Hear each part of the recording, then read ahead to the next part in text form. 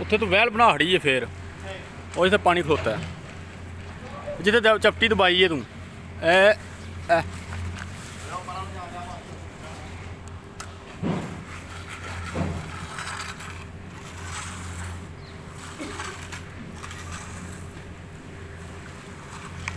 ਐ ਕਹਿੰਦੇ ਪਏ ਭਾਵੇਂ ਨਾ ਪਾਣੀ ਪਰਾਂ ਜਾਣ ਡਿਆ ਭਾਈਆਂ ਮਤ ਐ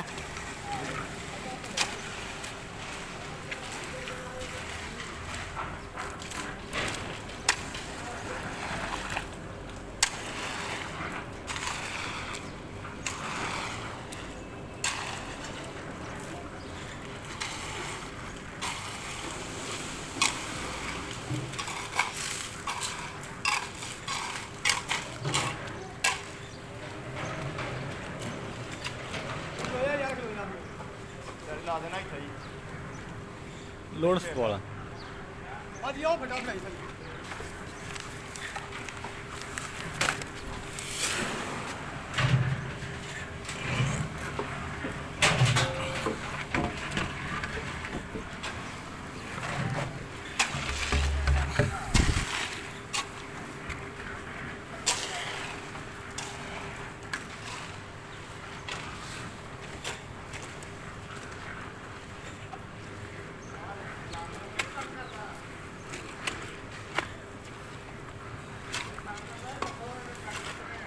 ਐ ਹੁਣ ਠੀਕ ਹੋਇਆ। ਪਾਣੀ ਫੜਾ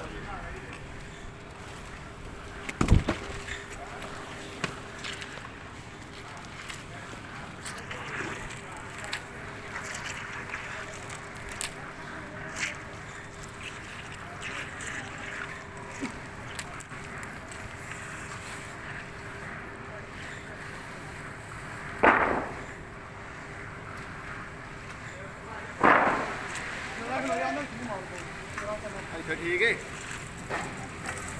ਤੁਹਾਨੂੰ ਕਹਾਂ ਫੱਟਿਆਂ ਤੋਂ ਡਾਊਨ ਨਾ ਕਰੋ, 6 ਇੰਚ ਪੂਰੀ ਕਰੋ, ਜਿਹੜਾ ਉੱਚਾ ਫੱਟਾ ਉਹਦੇ ਤੋਂ ਡਾਊਨ ਕਰ ਲਓ ਬਸ। ਮੈਂ ਜਿਵੇਂ ਉਹ ਉੱਚਾ ਫੱਟਾ ਸੀ ਠੀਕ ਹੈ, ਉਹਦੇ ਤੋਂ ਉੱਚਾ ਬਕਾਇਆ ਨਾ ਡਾਊਨ ਕਰੋ।